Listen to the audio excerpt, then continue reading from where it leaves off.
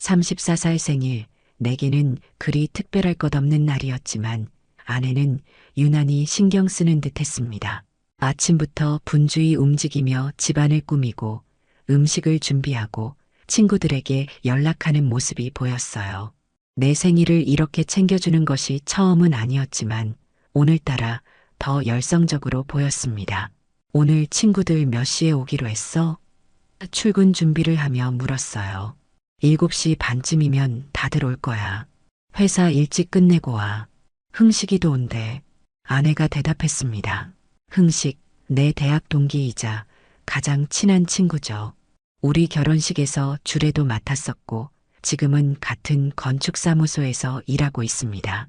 가끔 집에 와서 함께 술을 마시기도 하고 휴가 때 함께 여행을 가기도 했어요. 아내와도 편하게 지내는 사이였습니다. 그래, 일찍 끝내고 올게. 고마워. 이렇게 챙겨줘서. 출근길, 아내의 열정적인 모습이 자꾸 떠올랐습니다.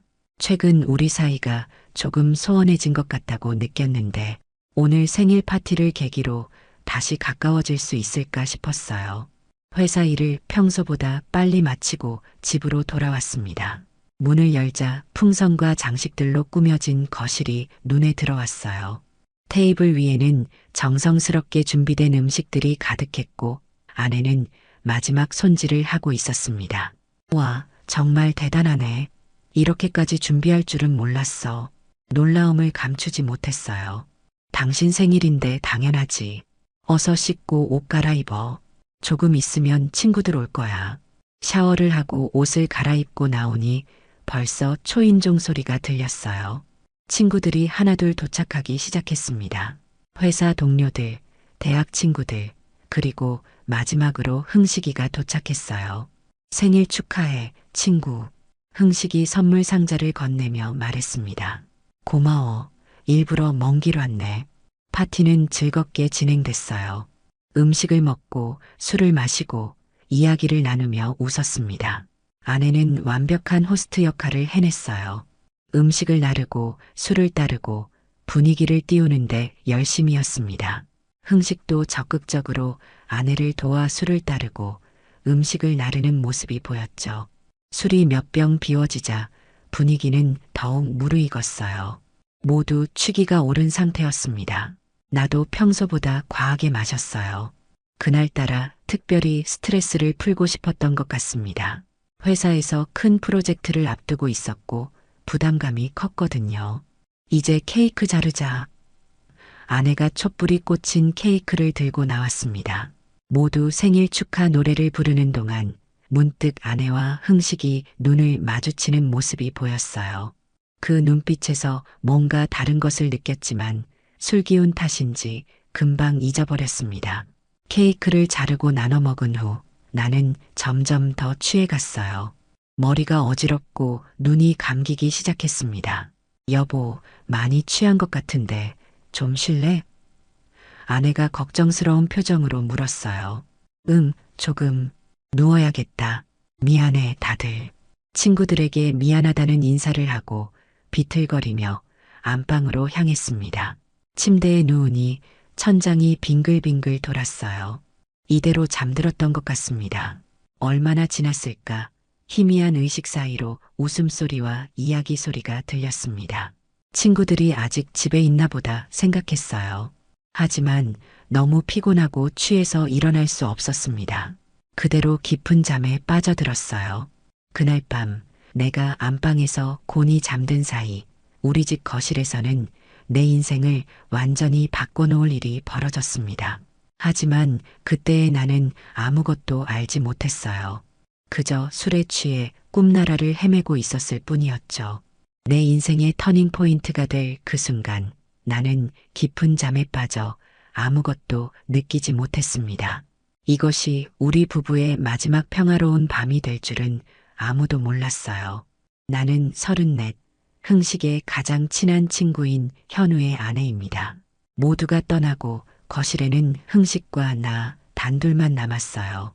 현우는 이미 안방에서 술에 취해 깊이 잠들어 있었습니다. 평소 술을 잘 마시지 않는 현우가 오늘따라 많이 마신 건 어쩌면 최근 회사 일 때문에 스트레스를 받고 있었기 때문일 거예요. 정말 수고 많았어요. 파티 준비하느라 흥식이 설거지를 도와주며 말했습니다. 아니에요. 현우 생일인데 당연한 거죠. 그의 도움이 고마웠어요. 흥식은 현우의 대학 동기이자 지금은 같은 회사 동료입니다. 우리 결혼식에서 주례를 받고 자주 집에 놀러 오는 사이죠.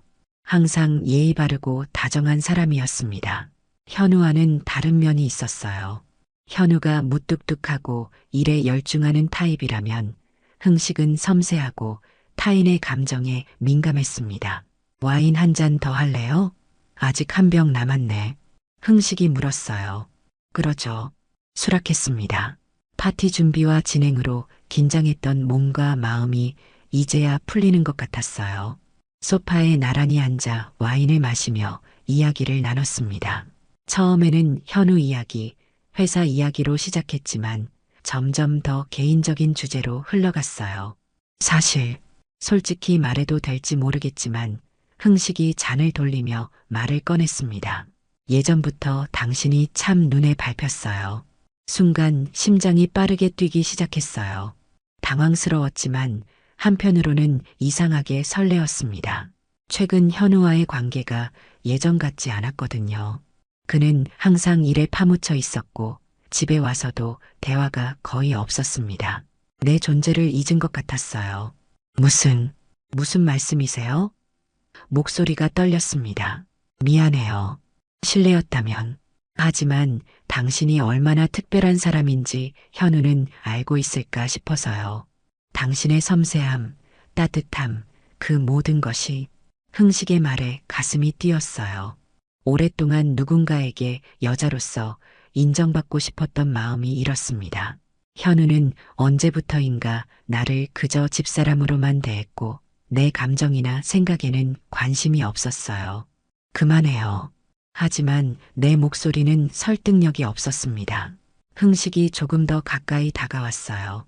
그의 숨결이 느껴질 만큼 나는 뒤로 물러서야 했지만 몸이 움직이지 않았습니다. 그의 눈을 바라봤어요. 그 안에서 욕망과 진심이 동시에 보였습니다. 당신을 바라보는 시간이 너무 행복해요. 흥식이 내 손을 잡았습니다. 이성적으로는 이것이 잘못된 일임을 알고 있었어요. 안방에는 내 남편이 흥식의 가장 친한 친구가 자고 있었습니다. 하지만 감정적으로는 오랫동안 목말라 있던 사랑과 관심에 대한 갈증이 나를 지배했어요. 흥식의 손이 내 얼굴을 감쌌습니다. 그리고 조심스럽게 입술이 닿았어요. 처음에는 부드럽게, 그리고 점점 더 열정적으로 내 마음속에서는 죄책감과 설렘이 충돌했습니다. 안방 쪽을 바라봤어요. 현우는 분명 깊이 잠들어 있겠지만 그래도 두려웠습니다. 여기서는 안 돼요. 힘없이 말했어요. 알아요. 흥식이 대답했습니다. 하지만 우리의 몸은 이미 가까워져 있었어요. 소파에서 서로의 체온을 느끼며 점점 더 깊은 관계로 빠져들었습니다. 안방에서 현우가 자고 있다는 사실은 죄책감을 주는 동시에 이상한 긴장감과 흥분을 더했어요. 매번 삐걱거리는 소파 소리에 가슴이 철렁했지만 그것조차 우리를 멈출 수 없었습니다. 금지된 행위가 주는 짜릿함과 현우에 대한 배신감이 묘하게 뒤섞여 더욱 강렬한 감정으로 폭발했습니다. 우리의 관계는 그날 밤 돌이킬 수 없는 강을 건넜습니다. 다음 날 아침 숙취로 머리가 지끈거렸습니다. 여전히 안개 속에 있는 듯한 기분이었어요. 침대에서 일어나 보니 아내는 이미 출근한 후였습니다. 부엌 테이블 위에 쪽지가 놓여 있었어요. 아침 일찍 미팅이 있어서 먼저 나갔어. 냉장고에 죽 데워 먹어. 사랑해.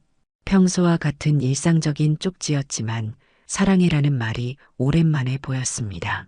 미소를 지으며 냉장고에서 죽을 꺼냈어요. 머리가 아팠지만 기분은 나쁘지 않았습니다. 오랜만에 친구들과 즐거운 시간을 보냈고 아내도 내게 정성을 쏟아준 것 같아 고마웠어요. 출근 준비를 하며 어젯밤 일을 떠올려 봤습니다. 파티, 친구들, 케이크. 그리고 너무 취해서 일찍 잠든 것까지는 기억났지만 그 후는 아득했어요. 아마 모두 떠난 후 아내가 정리했겠죠. 회사에 도착하자 흥식이 로비에서 나를 기다리고 있었습니다. 어제 많이 취했더라. 잘 잤어? 흥식이 물었어요. 응, 너무 일찍 잠들어서 미안해. 다들 언제 갔어? 흥식의 표정이 미묘하게 변했지만 곧 평소의 미소를 되찾았습니다. 너 잠든 후에 조금 더 있다가 다들 하나둘 갔어. 나도 막차 시간 돼서 서둘러 나왔고. 아, 그럼 너 나간 후에 아내가 혼자 정리한 거네. 고생했겠다. 흥식은 잠시 말을 멈추더니 어색하게 웃었어요. 그렇지. 아, 그런데 너희 소파 새로 바꿨더라. 편하던데. 소파? 아니, 작년에 산 그대로야. 뭐 특별한 거 있어? 아니, 그냥 앉아보니까 편해서 잘 잤냐고 물어본 건데. 이상한 대화였지만 크게 신경 쓰지 않았습니다. 오전 내내 업무에 집중했어요. 점심시간 흥식이 같이 먹자고 했지만 이미 약속이 있다며 거절했습니다. 사실은 혼자 있고 싶었어요. 아직 숙취가 완전히 가시지 않았거든요. 오후에 아내에게 문자를 보냈습니다. 덕분에 즐거운 생일 파티였어. 고마워. 오늘 일찍 들어갈게. 답장이 곧바로 왔어요. 다행이다. 즐거웠다니. 나도 오늘 일이 많아서 좀 늦을 것 같아. 저녁 알아서 먹어. 약간 실망스러웠지만 이해했습니다. 아내도 자기 일이 있으니까요. 퇴근 후 집에 돌아와 혼자 저녁을 먹고 TV를 보며 시간을 보냈어요. 10시가 넘어서야 아내가 돌아왔습니다. 오늘 왜 이렇게 늦었어? 물었어요. 미안해. 프로젝트 마감이라 좀 바빴어. 아내가 피곤한 표정으로 대답했습니다. 샤워하고 나온 아내가 침대에 누웠어요. 평소라면 각자 핸드폰을 보다 잠들곤 했지만 오늘은 뭔가 다른 걸 시도하고 싶었습니다. 요즘 우리 대화가 너무 없는 것 같아. 뭐 재미있는 일 없었어? 아내가 살짝 놀란 듯한 표정을 지었어요. 갑자기, 특별한 건 없었어. 그냥 일상적인 일들. 그래, 나는 요즘 새 프로젝트 때문에 좀 스트레스 받아. 그래서 어젯밤에 과하게 마신 것 같아. 힘들었겠네. 조금 쉬어가는 것도 좋을 것 같아. 아내의 대답은 평범했지만 어딘가 딴 생각을 하는 것 같았어요. 아내의 눈빛에는 이전에 없던 생기가 있었고 표정에는 미묘한 죄책감과 설렘이 교차했습니다. 어쩌면 내가 너무 예민해진 건지도 모르지만 분명 무언가가 달라졌다는 느낌을 지울 수 없었습니다. 모든 단서가 내 눈앞에 있었지만 아직은 그 의미를 제대로 해석하지 못하고 있었어요. 흥식에게 두 번째 문자가 왔을 때 나는 이미 우리의 관계가 돌이킬 수 없는 방향으로 흘러가고 있음을 알았습니다. 생일 파티 이후 단 하루 만에 그가 보낸 어젯밤 생각이 나요라는 문자에 잊어야 해요라고 답했지만 마음속으로는 이미 그날 밤을 계속 떠올리고 있었어요. 일주일 후 우리는 다시 만났습니다. 처음에는 카페에서 잠시 이야기를 나누자고 약속했지만 결국 호텔 로비에서 만났어요. 그리고 대화는 길어졌고 어느새 객실로 향하고 있었습니다. 두 번째 만남 이후 우리의 관계는 급속도로 깊어졌어요. 우리 둘 의외로 잘 맞지 않아요? 어느 날 흥식이 말했습니다. 그런 것 같아요. 솔직히 인정했어요. 일주일에 두세 번, 때로는 더 자주 만나게 됐습니다. 현우가 출장을 가거나 야근할 때, 점심시간에 또는 퇴근 후에 우리는 서로에게 빠져들었어요. 흥식은 내가 원하던 모든 것이었습니다. 내 이야기를 귀 기울여 들어주고 내 감정을 존중해주고 나를 여자로서 원하고 바라봐주는 사람. 현우가 결혼 초에는 그랬지만 언제부터인가 그는 일에만 몰두하고 나를 그저 집사람으로만 대하기 시작했어요. 당신은 내가 어떤 사람인지 봐주는 유일한 사람이에요. 한 번은 흥식에게 속마음을 털어놓았습니다. 현우는 당신이 얼마나 특별한지 모르는 것 같아요. 당신의 섬세함, 재능, 그 모든 걸 그의 말에 위로받았지만 한편으로는 죄책감도 커져갔어요. 현우는 아무것도 모른 채 일상을 살아가고 있었습니다. 가끔은 그가 의심하는 듯한 눈빛을 보일 때도 있었지만 곧 다시 일에 몰두하곤 했어요. 한 번은 현우가 갑자기 데이트를 제안했습니다. 그날 흥식과 만나기로 약속해 두었던 터라 거짓말로 클라이언트와의 미팅이 있다고 했어요. 현우의 실망한 표정이 마음에 남았지만 흥식을 만나는 순간 모든 것을 잊어버렸습니다. 두 사람 사이에서 살아가는 것은 점점 더 어려워졌어요. 거짓말은 늘어갔고 비밀은 깊어졌습니다. 하지만 흥식에게서 느끼는 감정은 너무 강했어요. 그의 품에 안겨 있을 때만큼은 모든 걱정과 죄책감을 잊을 수 있었습니다. 우리 둘이서 어딘가로 떠나면 어떨까요? 어느 날 흥식이 제안했어요. 무슨 말이에요? 현우와 헤어지고 나와 함께 우리만의 삶을 시작하는 거예요. 그의 제안에 가슴이 뛰었습니다. 현실에서 도망치고 싶은 마음도 있었어요. 하지만 그건 너무 큰 변화였고 많은 사람들을 다치게 할 결정이었습니다. 아직은 그럴 수 없어요. 망설이며 대답했어요. 흥식은 이해한다는 듯 고개를 끄덕였습니다. 하지만 그의 눈에는 실망감이 역력했어요. 언젠가는 우리가 함께 할 수 있겠죠? 네, 언젠가는. 확신 없이 대답했습니다. 시간이 흐를수록 현우와의 관계는 더 형식적이 되어 갔어요. 같은 공간에 있지만 마음은 멀어졌습니다. 현우도 뭔가 이상함을 느꼈는지 가끔 날카로운 질문을 던지곤 했어요. 매번 그의 눈을 마주할 때마다 죄책감이 밀려왔지만 이상하게도 그것조차 나와 흥식의 관계에 짜릿한 긴장감을 더했습니다. 금지된 사랑이 주는 달콤한 독에 중독된 듯 했어요. 서로를 향한 감정은 점점 강해졌고 위험한 만큼 더 깊어져 갔습니다. 우리는 격정적인 사랑에 빠져 모든 결과를 외면하고 있었습니다. 어느 날 아침 아내의 휴대폰에서 카카오톡 알림이 울렸습니다. 보통 때라면 신경 쓰지 않았겠지만 최근 아내의 이상한 행동들이 마음에 걸렸어요. 아내가 샤워하는 동안 무심코 그녀의 휴대폰을 들여다봤습니다. 오늘 소파 생각나네. 아직도 그때가 생생해. 발신자 이름은 프로젝트 파트너로 저장되어 있었어요. 그 순간 가슴이 철렁 내려앉았습니다. 소파라는 단어가 갑자기 의미심장하게 느껴졌어요. 흥식이 내 생일 파티 다음 날 소파에 대해 물었던 것이 떠올랐습니다. 그날부터 조용히 관찰하기 시작했어요. 아내의 늦은 귀가, 갑작스러운 외출, 전화벨이 울리면 서둘러 다른 방으로 가는 모습, 모든 것이 수상했습니다. 그리고 무엇보다 나와의 대화는 점점 더 형식적이 되어가고 있었어요. 회사에서도 흥식의 행동이 이상했습니다. 전에는 함께 점심을 먹자고 자주 제안하던 그가 이제는 항상 다른 약속이 있다며 나를 피했어요. 가끔 그의 휴대폰 화면에 내 사랑이라는 연락처에서 온 메시지 알림이 보였지만 그는 황급히 화면을 가렸습니다. 의심을 확인하기 위해 계획을 세웠어요. 먼저 아내의 구글 계정에 접속했습니다. 우리는 가족 공유 계정을 사용하고 있었고 비밀번호를 알고 있었죠. 구글 포토에서 최근 찍힌 사진들을 확인했어요. 대부분은 일상적인 것들이었지만 갑자기 눈에 들어온 몇 장의 사진이 있었습니다. 아내와 흥식이 함께 찍은 셀카였어요. 친밀한 분위기의 사진들이 분명했습니다. 다음으로 위치 기록을 확인했습니다. 최근 몇 주간 아내는 자주 특정 호텔과 레스토랑에 방문한 기록이 있었어요. 그리고 그 시간대에 흥식도 같은 장소에 있었다는 것을 회사 일정표를 통해 확인할 수 있었습니다.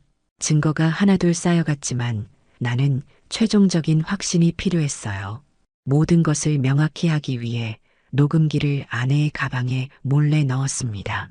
윤리적으로 옳지 않다는 것을 알면서도 진실을 알아야 했어요. 이틀 후 녹음 파일을 들었습니다. 아내와 흥식의 대화, 그들의 웃음소리, 그리고 내가 듣고 싶지 않았던 소리들, 모든 의심이 확신으로 바뀌는 순간이었어요. 그날 밤 침대에 누워 천장만 바라보며 생각했습니다. 아내와 가장 친한 친구의 배신, 우리 결혼식에서 주례를 섰던 사람과 내 아내가, 그것도 내가 잠든 바로 옆방에서. 분노, 배신감, 슬픔이 한꺼번에 밀려왔지만 이상하게도 차분했어요. 이미 예상했던 일이었기 때문일까요? 다음 날부터 증거 수집에 더 열중했습니다. 그들의 만남 장소와 시간, 대화 내용, 사진, 모든 것을 체계적으로 정리했어요. 아내와 흥식은 전혀 눈치채지 못했습니다. 그들은 내가 여전히 아무것도 모르고 있다고 확신하는 듯 했어요. 어느 날 흥식의 책상 서랍에서 호텔 영수증을 발견했습니다. 그날 아내는 클라이언트와 저녁 약속이 있다며 늦게 들어왔었죠.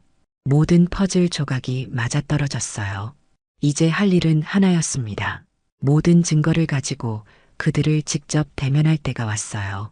하지만 단순히 고함치며 화를 내는 것은 원치 않았습니다. 그들이 나를 바보 취급했듯이 나도 그들에게 똑같이 해주고 싶었어요. 조용하게, 그러나 치명적으로. 그래서 계획을 세웠습니다. 완벽한 복수를 위한 계획을요. 나의 계획은 단순히 이혼하고 멀어지는 것이 아니었습니다. 그들이 서로 품었던 감정과 욕망이 그들의 인생을 어떻게 파괴할 수 있는지 보여주고 싶었어요. 배신은 대가를 치러야 했고 그 대가는 가볍지 않을 것입니다. 내 모든 IT 지식과 증거 수집 능력을 총동원해 그들에게 완벽한 한 방을 준비했습니다. 다들 고마워. 어려운 시간 내줘서. 내 목소리는 평소보다 밝게 들렸습니다. 우리 집 거실에는 다시 한번 지인들이 모였어요. 이번에는 생일 파티가 아니라 새 프로젝트 축하 모임이라고 했습니다. 아내도 평소처럼 완벽한 호스트 역할을 했고 흥식도 항상 그랬듯 다정하게 모두를 대했어요. 겉으로 보기에는 평화롭고 행복한 모임이었습니다. 하지만 내 가슴 속에서는 폭풍이 일고 있었어요. 모두가 음식을 먹고 대화를 나누는 동안 나는 조용히 준비를 마쳤습니다. TV 화면과 노트북을 연결하고 모든 증거 파일을 준비해뒀어요. 모두 주목해주세요. 오늘 보여드릴 것이 있습니다. 목소리를 높였어요. 대화가 멈추고 모두가 나를 바라봤습니다. 아내의 표정에 약간의 혼란이 스쳤어요. 흥식은 여전히 미소를 띠고 있었지만 눈빛이 불안해 보였습니다. 새 프로젝트 발표인가요? 누군가 물었어요. 아니, 그것보다 더 중요한 거예요. 최근에 발견한 정말 흥미로운 이야기죠. 리모컨을 눌렀습니다. 화면에 아내와 흥식이 함께 찍은 사진이 떠올랐어요. 처음에는 단순한 셀카처럼 보이는 사진들이었지만 슬라이드가 넘어갈수록 점점 더 은밀하고 사적인 모습들이 나타났습니다. 흥식아, 너 그날 우리 집 소파에서 뭐 했는지 말해봐. 조용하고 차분한 목소리로 물었어요. 순간 방 안의 공기가 얼어붙었습니다. 모두의 시선이 흥식에게 꽂혔어요. 그의 얼굴에서 핏기가 싹 가셨습니다. 아내는 손으로 입을 가렸어요. 현우, 이게 무슨... 흥식이 말을 더듬었습니다. 아직 끝나지 않았어. 이것도 봐. 다음 슬라이드로 넘어갔습니다. 호텔 영수증, 위치 기록, 문자 메시지 캡처본, 그리고 마지막으로 녹음 파일을 재생했어요. 아내와 흥식의 목소리가 선명하게 들렸습니다.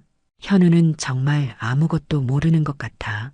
그래, 그 사람은 너무 일에만 집중해서 주변을 볼 여유가 없어.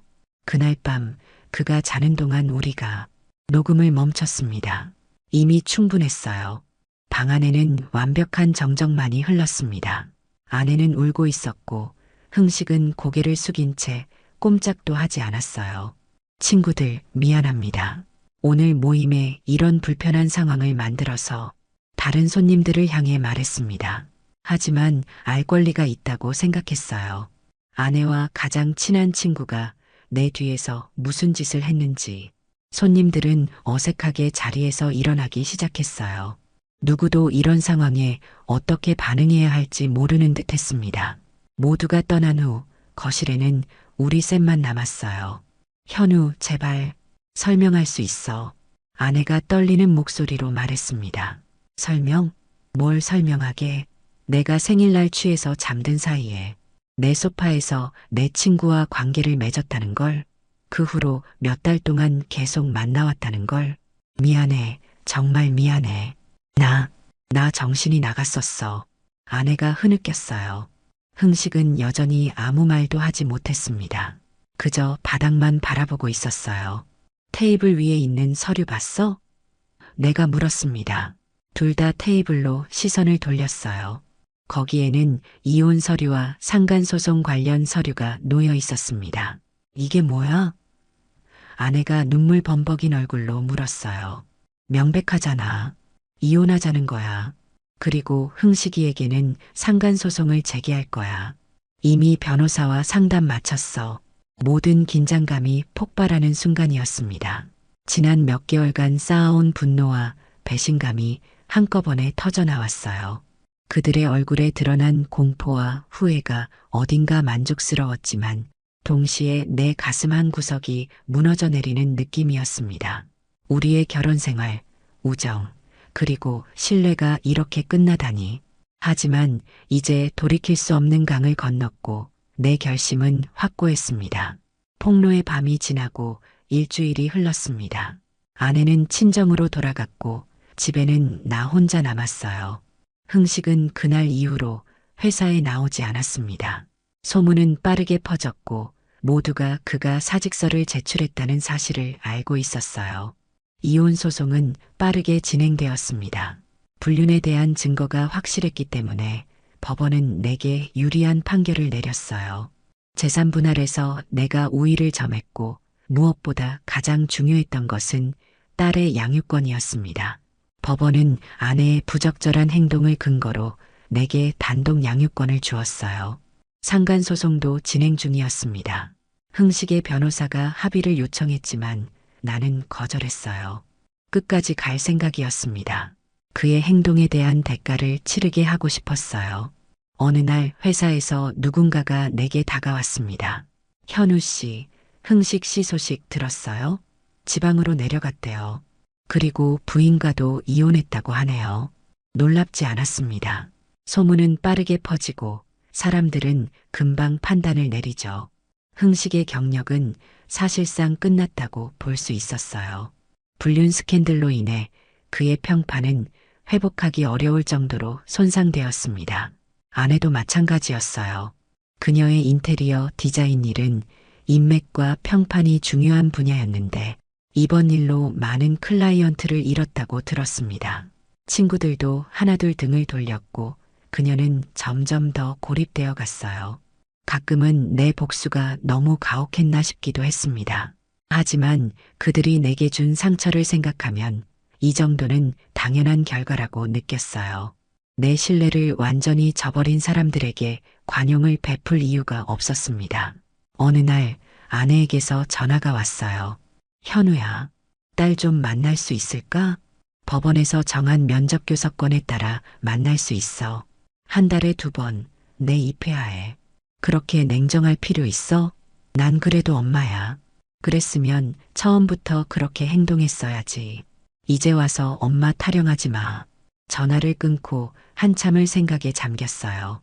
복수는 달콤했지만 마음의 평화를 가져다 주지는 않았습니다. 여전히 밤에는 악몽에 시달렸고 믿었던 사람들에게 배신당한 기억은 쉽게 지워지지 않았어요. 하지만 인생은 계속되어야 했습니다. 딸을 위해서라도 앞으로 나아가야 했어요. 그래서 결심했습니다. 새로운 시작을 하기로. 회사를 그만두고 다른 도시로 이사를 가기로 했어요. 딸과 함께 새로운 환경에서 새 출발을 하는 것이 좋을 것 같았습니다. 마지막 날 짐을 정리하며 소파를 바라봤어요. 그 소파에서 내 인생이 무너졌지만 이제는 그저 가구일 뿐이었습니다. 과거에 집착하지 않기로 했어요. 앞으로는 오직 딸과 나, 우리의 미래만 생각하기로 했습니다.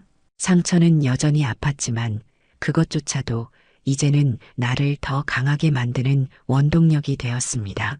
복수의 과정에서 나는 예전에 순진하고 믿음이 많던 내가 아니라 더 강하고 독립적인 사람으로 변화하고 있었습니다. 삶은 우리에게 상처를 주지만 그 상처를 어떻게 다루느냐가 우리를 정의한다는 것을 깨달았습니다. 새로운 도시, 새로운 집, 새로운 직장, 모든 것이 낯설었지만 동시에 신선했습니다. 딸과 나 우리 둘만의 작은 전셋집에서 새 생활이 시작됐어요. 처음에는 적응하기 힘들었지만 시간이 지나면서 점점 편안해졌습니다. 중견 IT 회사로 이직했어요. 이전 회사보다 규모는 작았지만 업무 환경이 좋았고 동료들도 친절했습니다. 무엇보다 과거의 기억으로부터 자유로울 수 있었어요. 아무도 내 이혼 사유를 묻지 않았고 흥식의 이름도 더 이상 들리지 않았습니다. 딸은 새 유치원에 잘 적응했어요. 처음에는 엄마를 자주 찾았지만 시간이 지나면서 점점 안정을 찾아갔습니다. 아이들의 적응력은 놀라웠어요. 새 친구들도 사귀고 웃음도 되찾았습니다. 이제는 전 아내는 한 달에 2번 딸을 만나러 왔어요. 법원에서 정한 면접 시간이었습니다. 처음에는 어색했지만 딸을 위해 최소한의 예의는 지켰어요. 그녀도 많이 변해 있었습니다. 화려했던 옷차림이나 화장은 사라지고 소박한 모습으로 돌아왔어요. 흥식에 대해서는 가끔 소식이 들려왔습니다. 지방의 작은 설계사무소에서 일하고 있다고 했어요. 상간소송으로 상당한 금액을 배상했고 그의 경력은 크게 손상되었습니다. 한때 촉망받던 건축가였지만 이제는 그저 과거의 영광일 뿐이었어요. 어느 저녁 딸이 문득 물었습니다. 아빠, 우리 가족은 왜 둘이에요? 친구들은 다 엄마도 있는데. 순간 가슴이 찢어지는 것 같았어요. 하지만 딸에게 거짓말을 하고 싶지 않았습니다.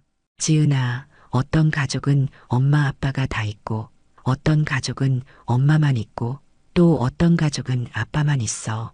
우리는 아빠랑 지은이 이렇게 둘이 사는 가족이야. 엄마는 왜 우리랑 안 살아요? 때로는 어른들 사이에 어려운 일이 생기기도 해.